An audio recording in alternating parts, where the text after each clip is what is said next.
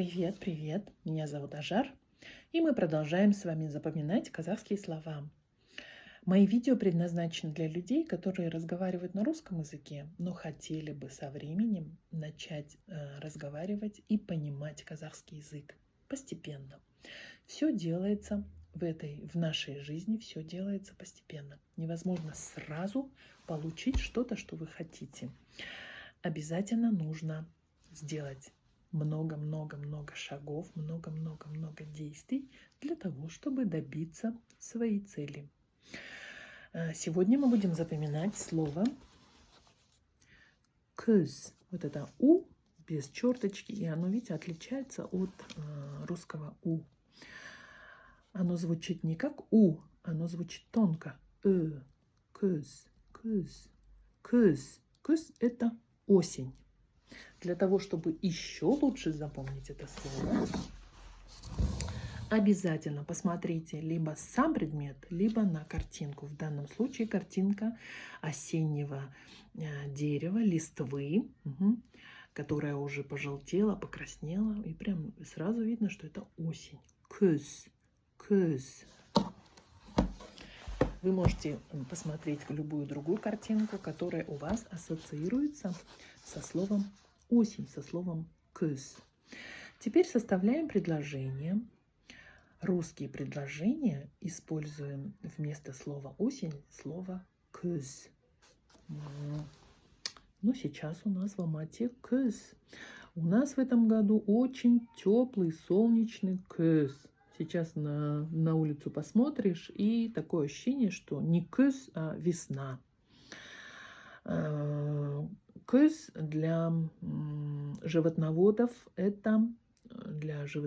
для сельского хозяйства это очень важная пора, потому что нужно собрать весь урожай, нужно его сохранить и сделать так, чтобы нам хватило до следующего года.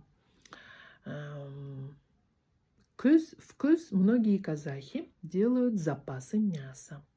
Они прямо режут большой рогатый скот или маленький рогатый скот, ну или какой-то скот, и замораживают тесто, либо его вялят, либо его высушивают, и потом до следующего лета используют его. Вот. «Көз» у меня лично навевает некую ностальгию. Обычно «көз» характеризуется прям дождливыми днями, но в этом году «көз» точно в Алмате совершенно не похож на обычный нормальный «көз». Ну, пусть будет так, приятно.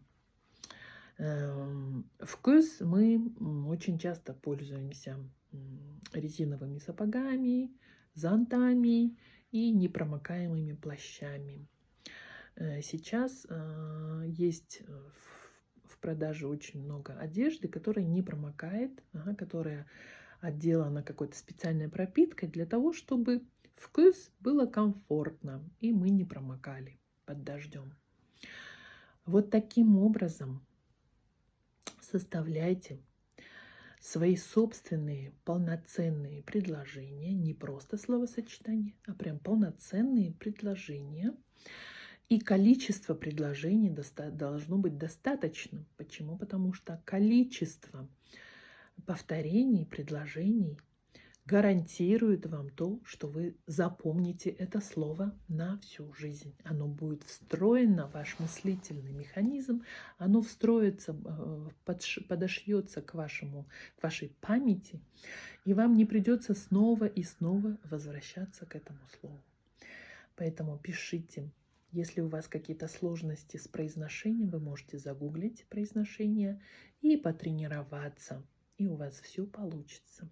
Пишите мне о своих победах. Пишите мне о том, какие слова вы уже запомнили. Мне это очень важно. Спасибо большое за то, что смотрите мои видео. И пока-пока.